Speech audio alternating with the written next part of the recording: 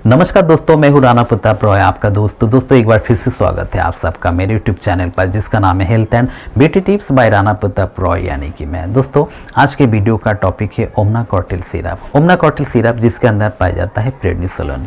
ओमनाकॉर्टिल syrup में prednisolone 5 mg प्रति 5 ml में दिया गया है। एक बहुत अच्छा सिरप है और बहुत सस्ता है।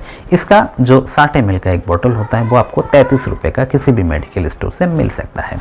तो आज इसके बारे में मैं पूरी जानकारी आपको देने वाला हूँ कि ये जो सिरप है ये किस लिए दिया जाता है, क्या डोज है इसका, साइड इफ़ेक्ट क्या है, इनको कौन से मेडिसिन के साथ में नहीं देना चाहिए। तो वीडियो बहुत ज़्यादा खास है, इसलिए वीडियो के अंत तक बने रहिए। और अभी तक हमारे चैनल को आपने सब्सक्राइब नहीं किया है तो चैनल को सब्सक्राइब कर लेना और बेल आइकन को प्रेस कर लेना और प्लीज़ ऑल पे प्रेस करना, ताकि इस प्रकार के वीडियो का नोटिफिकेशन सबसे पहले आप तक पहुँच सके। दोस्तों जो ओमनाकॉर्टिल सिरप है इसके अंदर पाया जाता है प्रेडनिसोलोन। प्रेडनिसोलोन एक प्रकार का कॉर्टिकोस्टेरॉयड है, ना कि एनाबॉलिक स्टेरॉयड है। एनाबॉलिक स्टेरॉयड का इस्तेमाल करने से बॉडी पर सूजन आती है, लेकिन कॉर्टिकोस्टेरॉयड का इस्तेमाल करने से ऐसा नहीं होता है। लेकिन इसका गलत इस्तेमाल भी नहीं करना चाहिए।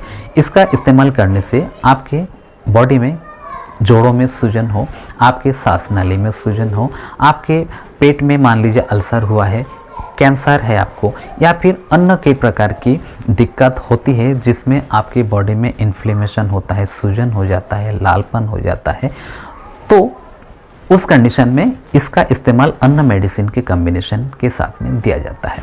बच्चों में इस मेडिसिन का इस्तेमाल खास तौर से एलर्जी रैशेस को ख़त्म करने के लिए किया जाता है। जब आपके बच्चे को सोराइसिस हुआ है, एलर्जी हुआ है, फंगल इन्फेक्शन हो गए, तो उस समय भी इस मेडिसिन का इस्तेमाल किया जाता है अन्य मेडिसिन के कॉम्बिनेशन के साथ में। साथ साथ बच्चे को निमोनिया हो गया है, सांस लेने में दिक्कत हो गया, उसको ब्रोंकाइटिस है, अस्थमा है, तो उस समय भी जब अन्य दवाई काम नहीं कर रही है तो उस समय इसका इस्तेमाल अन्य मेडिसिन के कॉम्बिनेशन के साथ में दिया जाता है। इसका इस्तेमाल कभी भी खुद से ना करें, हमेशा डॉक्टर की सलाह से करें, क्योंकि एक प्रकार का कॉर्टिकोस्टेरॉयड है। कॉर्टिकोस्टेरॉयड का इस्तेमाल ज़्यादा करने से आपको दिक्कत हो सकती है।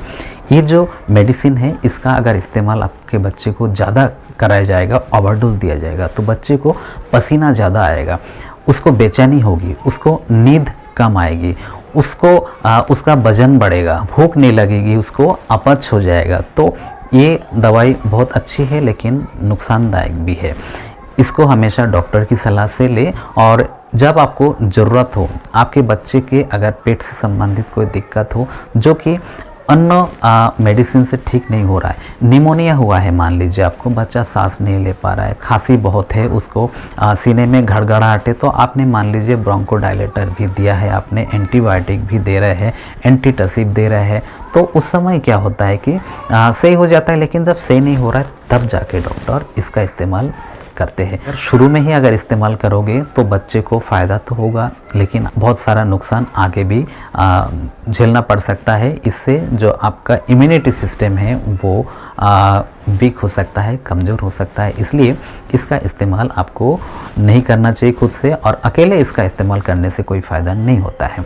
ओमनाकॉर्टिल सिरप का इस्तेमाल डॉक्टर की सलाह से ही करना चाहिए, क्योंकि डॉक्टर ही आपको बता सकते हैं कि बीमारी की तीव्रता कैसी है, उसका वजन कैसा है, उसी के हिसाब से आपको डोज देते हैं डॉक्टर।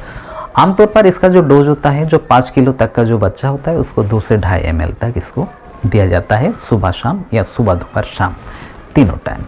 जो 10 किलो तक का बच्चा होता है उसको 5 ml दवाई सुबह शाम या सुबह दोपहर शाम तीनों टाइम दिया जाता है। और कुछ मेडिसिन होते हैं जैसे कि एंटी ट्यूबरक्लोसिस मेडिसिन है, HIV ड्रग है, एपिलेप्सी का जो ड्रग होता है, कई ड्रग जैसे एस्पिरिन है, वारफरिन है, उसके साथ भी इसका इस्तेमाल आपको नहीं करना चाहिए। आइबुप्रोफेन, नेप्रोक्सेन आदि मेडिसिन के साथ में भी इसका इस्तेमाल करने से जो रिएक्ट है वो कर सकता है, इंटरेक्ट हो सकता है। आपके बच्चों के फेफड़े से संबंधित, पेट से संबंधित, जोड़ों से संबंधित एलर्जी, रैशेज़, सोराइसिस, दांत, खाज, खुजली आदि में बहुत ज़्यादा फ़ायदा होता है। जोड़ों से संबंधित जो प्रॉब्लम है उसमें भी बहुत फ़ायदा होता है।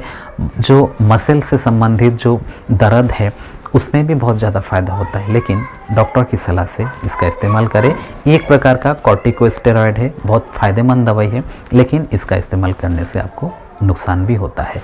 तो इसके बारे में संक्षेप में जो भी मैंने जानकारी दी है आपको अच्छी लगी होगी। जानकारी अच्छी लगी है तो वीडियो को लाइक करना, शेयर करना दोस्तों में, और अभी तक हमारे चैनल को आपने सब्सक्राइब नहीं किया है तो चैनल को सब्सक्राइब कर लेना और बेल आइकन को भी प्रेस कर लेना और प्लीज़ ऑल पे प्रेस करना ताकि इस प्रकार के वीडियो का नोटिफिकेशन सबसे पहले आप तक पहुँच सके।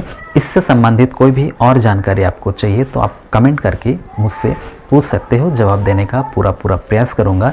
इतने कम समय में बहुत ज़्यादा जानकारी देना संभव नहीं है, इसलिए कमेंट करके आप पूछ सकते हो। तो इसी कामना के साथ कि आप सभी स्वस्थ रहिए, सुरक्षित रहिए। जय हिंद, जय भारत।